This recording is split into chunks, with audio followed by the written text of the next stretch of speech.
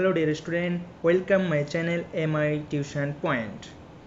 তোমরা যারা জিএনএম বা এএনএম এর এক্সাম দেবে তাদের দেখবে সিলেবাসে জিকে বলে একটা সিলেবাস আছে। তো তোমরা যদি ভালো স্কোর করতে চাও তাহলে অবশ্যই পুরো ভিডিওগুলো দেখবে, ঠিক আছে? দেখো, আমি তোমাদের এখানে কতগুলো কোশ্চেন করাবো, ঠিক আছে? ভেরি ইম্পর্টেন্ট কোশ্চেনগুলো, সেগুলো আসার চান্স অনেকটাই থাকে, ঠিক আছে? দেখো, প্রথম কোশ্চেন যেমন আছে, দেখো পড়ো। কেল্প অফ গুড হোপ কোথায় অবস্থিত? কেল্প অফ গুড হোপ কোথায় অবস্থিত? এই কেল্প অফ গুড হোপ, এই যে একটা পাথুরে বিন্দু, ঠিক আছে? এটা দক্ষিণ আফ্রিকায় অবস্থিত, ঠিক আছে? এটা হলো একটা দক্ষিণ আফ্রিকায় অবস্থিত। এটা কেমন বলো তো? এটা একটা পাথুরে বিন্দু, এটা একটা পাথুরে বিন্দু। দেখো, এই যে দেখো, এখানে দেখো এই কেল্প অফ গুড হোপ, এই দেখো দক্ষিণ আফ্রিকা, এই যে অংশটা দেখতে পাচ্ছ, এটা পাথুরে বিন্দু। একটু দেখো, সাউথ আফ্রিকা মানে দক্ষিণ আফ্রিকার একটি পাথুরে বিন্দুটা হলো কেল্প অফ গুড হোপ, ঠিক আছে? ওকে, দেখো এখানে দেখো লেখাই আছে, দেখো কেল্প অফ গুড হোপ দক্ষিণ আফ্রিকায় অবস্থিত। দেখো, আমি বললাম তোমাদের দক্ষিণ আফ্রিকা অবস্থিত, তাহলে এটা পয়েন্ট দেখবে, তোমরা খাতায় নোট কাউন্ট করে নেবে, ঠিক আছে? এটি হলো দক্ষিণ আফ্রিকার কেপ উপদ্বীপের আটলান্টিক উপকূলে অবস্থিত, ঠিক আছে? এই দেখো পাথুরে বিন্দু লেখা আছে, পাথুরে বিন্দু। দেখো কেপ অফ উপকূল, এটা হলো মাউন্ট ব্যাটেনের জাতীয় উদ্যানের একটা অংশ। এই যে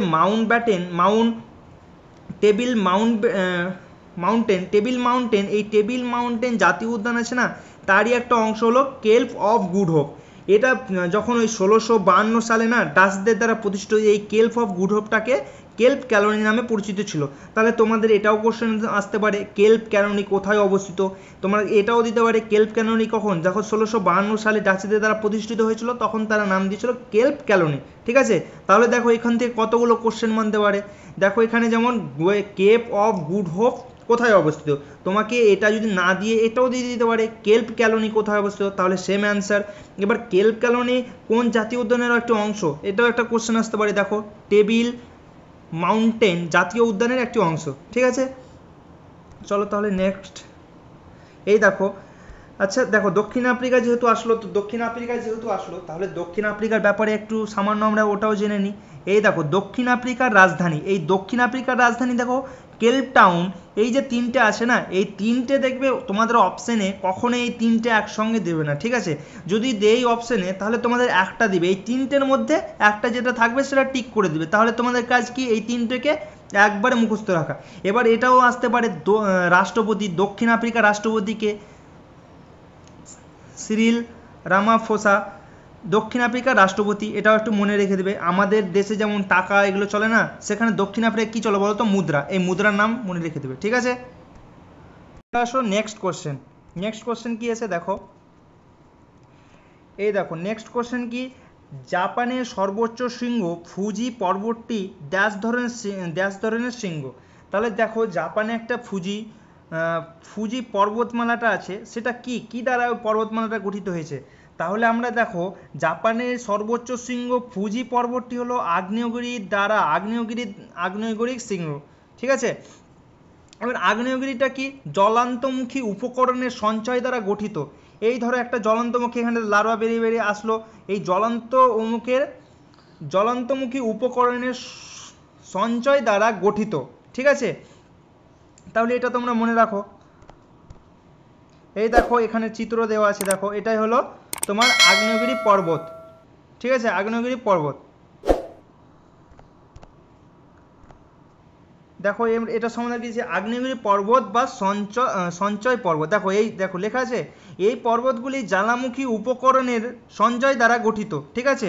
তার সঙ্গে এটাও মনে রাখো, হাওয়াই দ্বীপপুঞ্জের মাউনা লোয়া, মায়ানমারের মাউন্ট পোপা, জাপানের ফুজি পর্বত ইত্যাদি এর কিছু উদাহরণ। তাহলে আগ্নেয়গিরির পর্বত এর উদাহরণ কি? হাওয়াই দ্বীপপুঞ্জের মাউনা লোয়া, মায়ানমারের মাউন্ট পোপা, এগুলোও হবে। তাহলে এখান থেকে একটা ডিফারেন্ট কোশ্চেন আসতে পারে। দেখো এখানে কোশ্চেনটা দেখেছো, জাপানের ফুজি পর্বতটি কি ধরনের পর্বত? তাহলে এখানে হাওয়াই দ্বীপপুঞ্জের মাউনা লোয়া, এটা কি ধরনের পর্বত, এটাও দিতে পারে। তাহলে এখান থেকে তোমরা বুঝতে পারলে। চলো নেক্সট কোশ্চেন, দেখো নেক্সট কোশ্চেন কি আছে, নীলনদ তার জল নিম্নলিখিত কোন সাগরে পতিত করে? নীলনদ তার জল নিম্নলিখিত কোন সাগরে পতিত করে? ঠিক আছে, দেখো নীলনদ তার জল নিম্নলিখিত কোন সাগরে পতিত করে? তাহলে দেখো এটা অ্যান্সার হবে ভূমধ্যসাগর। ঠিক আছে, ভূমধ্যসাগর। নীলনদ নীলনদ তার জল কোথায় কোথায় পতিত করে? ভূমধ্যসাগর। ঠিক আছে, নীলনদ হলো পৃথিবীর দীর্ঘতম নদী। তোমরা তোমরা তোমরা জানো, আশা করছি এটাও একটা মনে রাখবে যে নীলনদটা হলো নীলনদ দীর্ঘতম দীর্ঘতম দীর্ঘতম নদী। কার দীর্ঘতম নদী? কার দীর্ঘতম নদী? নীলনদ হলো পৃথিবীর দীর্ঘতম। এখানে লিখে নাও পৃথিবীর দীর্ঘতম দীর্ঘতম নদী। পৃথিবীর দীর্ঘতম নদী কি? নীলনদ। নীলনদ। পৃথিবীর দীর্ঘতম নদী কি হলো তাহলে? নীলনদ। এটাও মনে রাখবে। আশা করছি এটা বুঝতে পেরেছো। তাহলে দেখি নেক্সট কি আছে। দেখো এখানে লেখা আছে, এখানে দেখো তোমরা দেখার চেষ্টা করো, নীলনদ তার জল ভূমধ্যসাগরে পতিত করে। এই যে লেখা আছে দেখো ভূমধ্যসাগরে। নীলনদ হলো পৃথিবীর দীর্ঘতম নদী। এখানে দেখো লেখা আছে নীলনদ। এই যে নীলনদ হলো পৃথিবীর দীর্ঘতম নদী। ঠিক আছে, এটি 11টি দেশের মধ্যে দিয়ে প্রবাহিত হয়ে এই যে ড্যাশ ড্যাশ জামগুলো দেওয়া আছে সেগুলো। ঠিক আছে, নীলনদের দুটি প্রধান উপনদী রয়েছে।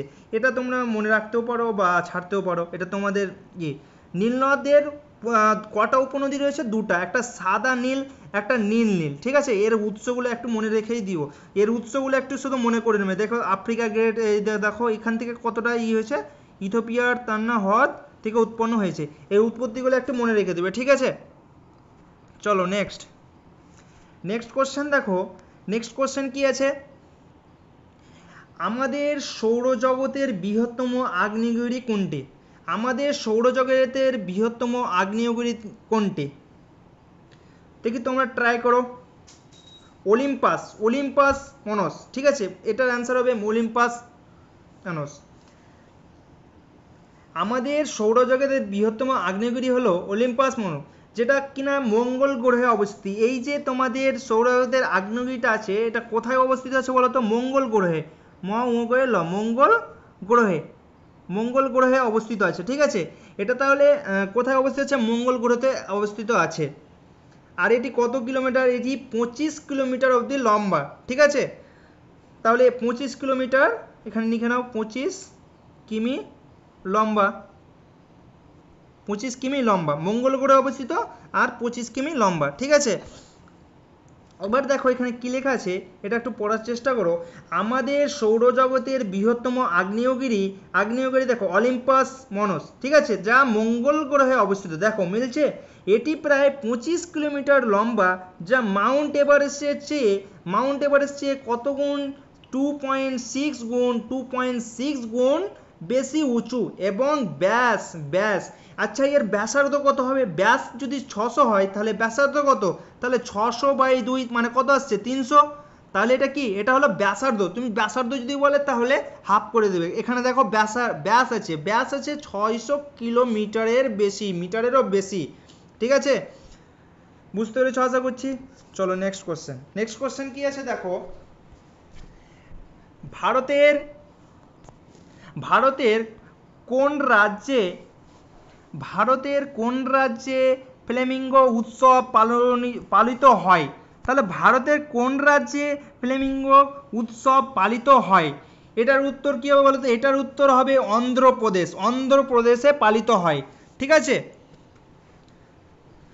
এখানে দেখো নেল্লাপট্টু পাখি অভয়ারণ্যের কাছে হ্রদে পর্যটনের জন্য ফ্লেমিঙ্গো উৎসবটা, দেখো পর্যটন প্রচারের জন্য এই ফ্লেমিঙ্গো উৎসবটা উদযাপন করা হয়, যেটাতে কিনা মৌসুমি বায়ু আয়োজিত। যখন যে মৌসুমি বায়ুটা আসে না, তখন হাজার হাজার পাখি এই অঞ্চলে আসে। সেই অঞ্চলে যে আসে না, সেটা পর্যটনের প্রচারের জন্য এই উৎসবটা করানো হয়। ঠিক আছে, বুঝতে পারলে? এগুলো একটু জেনে রাখবে সঙ্গে সঙ্গে। দেখো নেক্সট স্লাইড কি আছে, এই দেখো এখানে লেখাই আছে, প্রতি বছর অন্ধ্রপ্রদেশের লেহার জেলায় অবস্থিত লেল্লাপাট্টু পাখি অভয়ারণ্যের কাছে পলিকাট হ্রদে পর্যটনে প্রচারের জন্য ফ্লেমিঙ্গো উৎসব উদযাপন করা হয়। দেখো ফ্লেমিঙ্গো উৎসব উদযাপন করা হয়। এটি একটি 3 দিনের উৎসব, এটি 3 দিনের উৎসব যা শীতের মৌসুমিতে আয়োজিত হয়। হাজার হাজার পরিযায়ী পাখি এ অঞ্চলে আসে। এই যে মৌসুমি বায়ু যখন আগমন হয় তখন হাজার হাজার পাখি এই অঞ্চলে আসে না, তখন পর্যটনের প্রসারের জন্য এই উৎসবটা পালন করা হয়। দেখো এই উৎসব চলাকালীন বেশ কিছু বিনোদন ও সাংস্কৃতিক অনুষ্ঠান আয়োজন করা হয়। একটি মানুষের জন্য অধ্যয়ন করা এবং সংরক্ষণ ব্যবস্থা শুরু করা একটি সুযোগ প্রদান করে। তাহলে এটা তোমরা দেখে নেবে। আচ্ছা তোমাদের আর একটা কথা বলি, তোমরা যদি এর পিডিএফ নিতে চাও তাহলে ডিসক্রিপশানে একটা হোয়াটসঅ্যাপ গ্রুপের লিঙ্ক দেওয়া থাকবে, সেখানে জয়েন হয়ে যাবে, সেখানে এই পিডিএফটা পেয়ে যাবে। ঠিক আছে, আবারও বলি, তোমরা যদি এটার পিডিএফ নিতে চাও তাহলে ডিসক্রিপশানে দেখবে তোমাদের হোয়াটসঅ্যাপ চ্যানেলের লিঙ্ক দেওয়া থাকবে গ্রুপের, সেখানে জয়েন হয়ে এই পিডিএফটা পেয়ে যাবে। ঠিক আছে, নেক্সট কোশ্চেন কি আছে দেখো। নেক্সট কোশ্চেন আছে দেখো, 1975 সালে মিনা গুজরাটি চলচ্চিত্রের জন্য শ্রেষ্ঠ অভিনেত্রীর পুরস্কার কে পেয়েছিল? 1975 সালে মিনা গুজরি চলচ্চিত্রের জন্য শ্রেষ্ঠ অভিনেত্রী পুরস্কার কে পেয়েছিল? এটা হবে মল্লিকা সারাভাই। মল্লিকা সারাভাই পেয়েছিল, যে কিনা একজন নৃত্যশিল্পী, ক্যালিগ্রাফি অভিনেত্রী এবং ভারতীয় শাস্ত্রীয় নৃত্যশিল্পী। এই যে মল্লিকা সারাভাই, সে নৃত্যশিল্পী ছিল,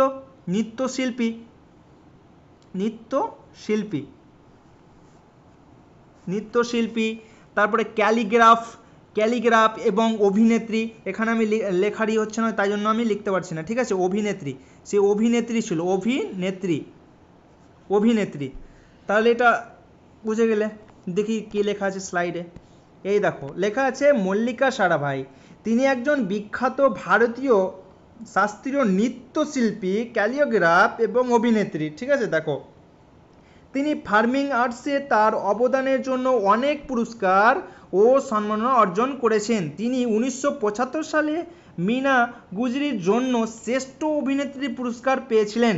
ঠিক আছে, এবার মিনা গুরুজি একটি গুজরাটি চলচ্চিত্র, এটি একটি গুজরাটি চলচ্চিত্র যা মিনা প্যাটেলের জীবনের ওপর ভিত্তি করে, কার ওপর ভিত্তি করে? মিনা প্যাটেলের ওপর জীবনের ওপর ভিত্তি করে তৈরি করেন। তিনি একজন গুজরাটি লেখক গায়ক।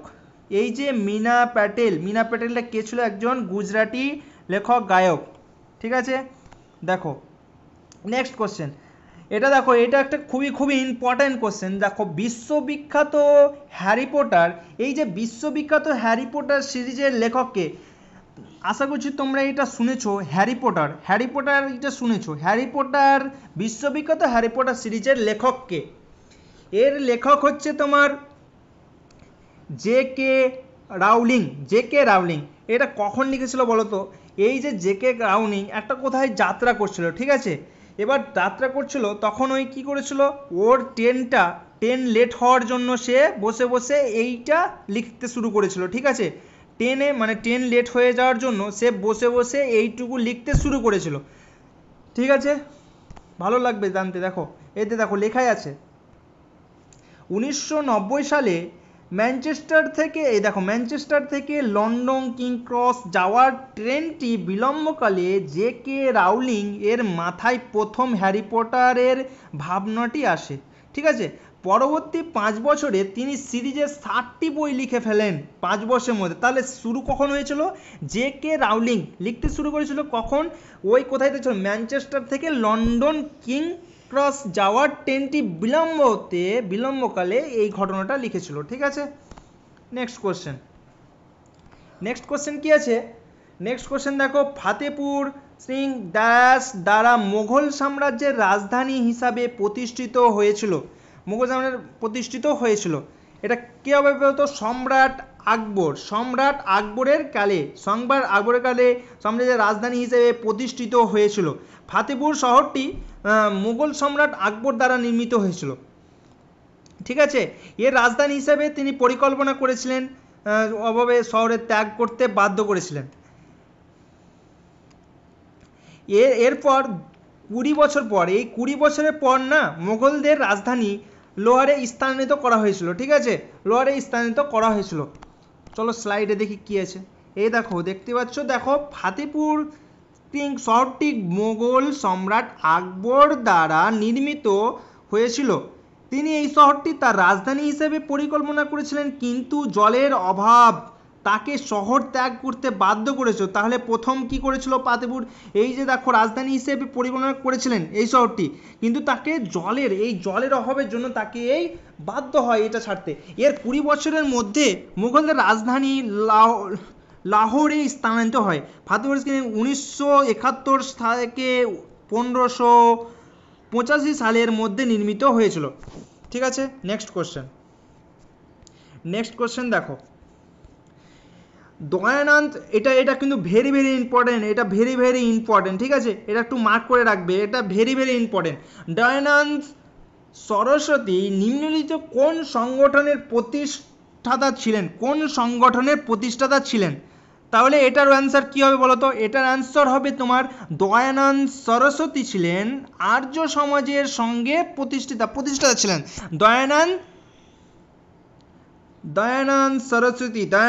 স্বামী দয়ানন্দ সরস্বতী আর্য সমাজ, তিনি আর্য সমাজ প্রতিষ্ঠাতা করেছিলেন, ঠিক আছে। কত সালে প্রতিষ্ঠা করেছিলেন? 1875 সালে এই আর্য সমাজটা প্রতিষ্ঠিত করেছিলেন স্বামী দয়ানন্দ সরস্বতী। তাহলে এখানে দেখো কত সাল, এই সালটাও ইম্পর্টেন্ট, কে প্রতিষ্ঠা করেছিলেন সেটাও ইম্পর্টেন্ট, ঠিক আছে। চলো নেক্সট স্লাইড কি লেখা আছে দেখি।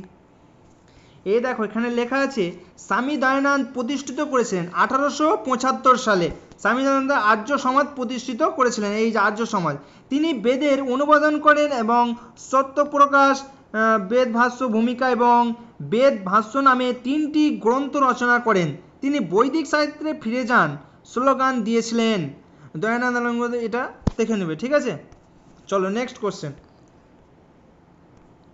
দেখো, নেক্সট কোশ্চেন পড়ো। সিন্ধু সভ্যতার নিম্নলিখিত কোন স্থানে বন্দর খুঁজে পাওয়া গিয়েছিল? কোন স্থানে বন্দর খুঁজে পাওয়া গিয়েছিল? সিন্ধু একটা সভ্যতা ছিল, খুব প্রাচীন, একবার প্রথম দিকে সভ্যতা।